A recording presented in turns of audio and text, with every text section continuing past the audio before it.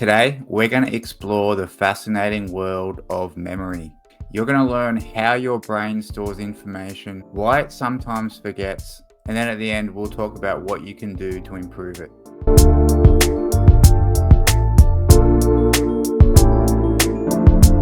Hello everyone, welcome to another video at Renewable Mind. My name is Damien, and here at this channel, we like to discuss and talk about everything that is healthy mindset improvement, emotional awareness, along with talking about the important topics that help you along your personal growth journey. Today's video is going to be focused on memory.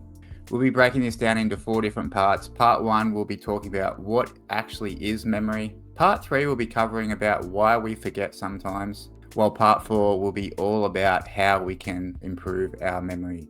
So let's go over Memory 101. So what actually is memory? Memory is your brain's ability to store, retain, and recall information. The best way to think of your memory is not like a video recorder, but it's more like a sketch artist. Your brain captures pieces of an experience and reconstructs them later on. There are 3 types of memory. We have sensory memory, which is more like a very instant camera flash. It holds information, but only for a split second. Well, then we have short-term memory. This is your mental sticky notes. These can hold up to about 7 items that hold around 20 to 30 seconds worth of information. And then we have our long-term memory. And this is, of course, your brain's filing cabinet. It stores knowledge, experiences, and skills for the longer term, often years, decades. So let's talk about how memory works. The best way to think of your memory as an analogy is your brain is a library. So if you think of the different parts of the brain, we have the hippocampus, which is the librarian. The hippocampus is what decides what gets stored. While we have the prefrontal cortex is the catalog system. So it's organizing facts and knowledge as you learn them. While the amygdala is the emotion section. It's storing your emotional memories. And these are the ones that often can change over time. While the cerebellum handles skills and habits like riding a bike, and these ones are very ingrained, and these are the ones which are going to be having the most weight when it comes to long-term memory and skill learning. So when you learn something new, your brain first encodes the information, and then they're going to store it in these different regions that we've listed up above. Later on, it's going to then retrieve it when it is needed. But here's the thing that people will forget. And no, that's not a pun.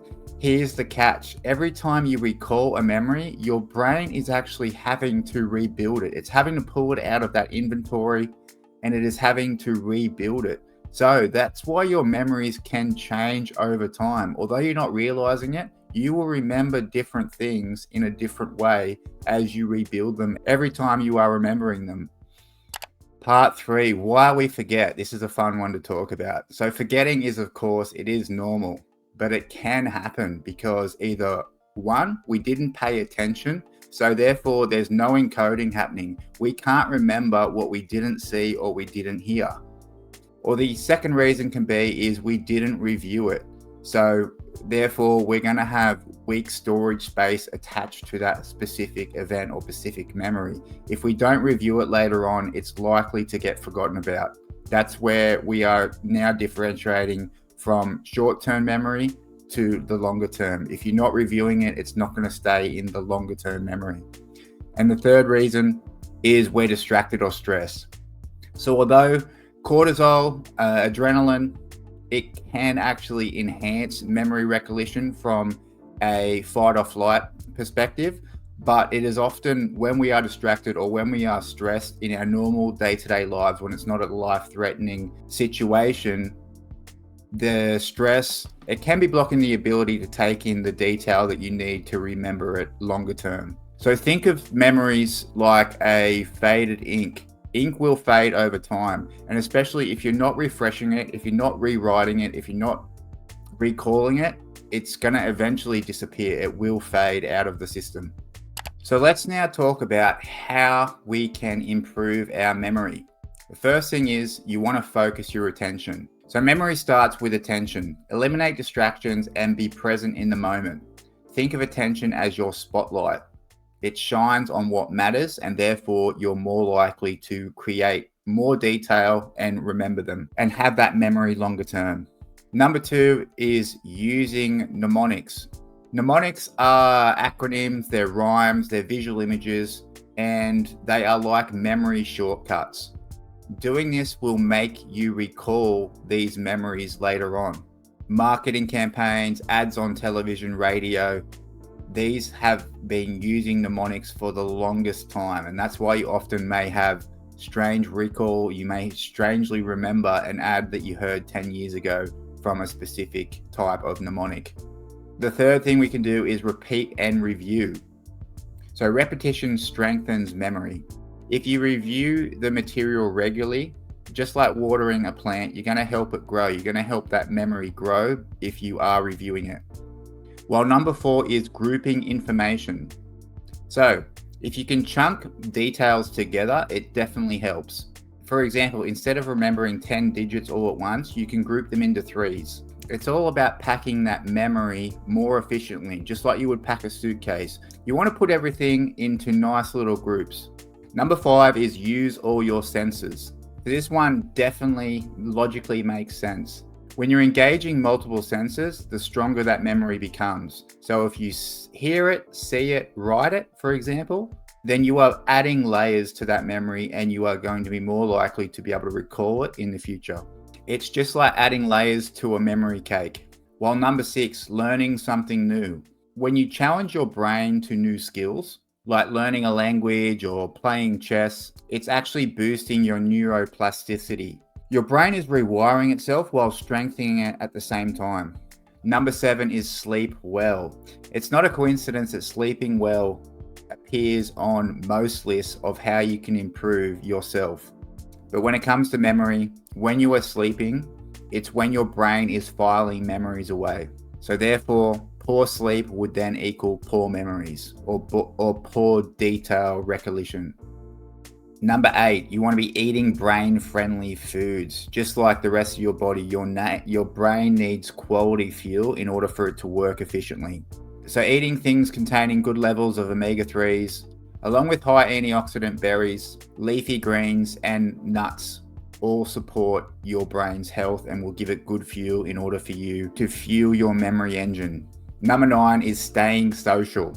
So conversations, relationships, these things stimulate your brain in a very good way. Socializing is like mental gymnastics. While number 10 is practice mindfulness. It's also no surprise that meditation improves focus and it improves memory. When you meditate, it's like clearing clutter from your mental desk. Now, what I like about this list, there are 10 things listed here. What you can actually do is pick 3 that you can start incorporating over the next month or 2. And as you work on those, as you focus on those, you can build healthy habits supporting those. And then after that, you can start picking another 1 or 2 and add those to your memories repertoire, add them to your healthy habits repertoire over the next month. Start adding in these gradually. And before you know it, you will be seeing a significant improvement in your brain's memory ability. So to summarize what we've just talked about, memory isn't fixed, it's flexible, it's trainable, it's deeply personal. By understanding how it works and using simple strategies that we just listed, you can strengthen your recall, sharpen your focus, and keep your mind vibrant for years to come. Now, why I think memory is so important is because there's an old saying, there's everything that can be stripped away from you in life, but what you will always be left with is your memories or your experiences in life. And that's why I think improving your memory is such a vital skill that you can have in life, because at the end of the day, when it comes to your last few days, your memories are all you are going to be left with. You can lose money, you can lose people, you can lose everything, all materialistic items, everything can be lost. But if you keep your brain healthy, you will always have your memories, and those memories can be treasured for your entire life. If you enjoyed this video, please do me a solid, hit that like button, hit the subscribe button if you enjoyed this one as well. I do have 3 new weekly videos coming out every single week, improving mindset, improving emotional awareness, and helping you on your personal growth journey. Thank you for watching, and I'll see you here next time at Renewable Mind.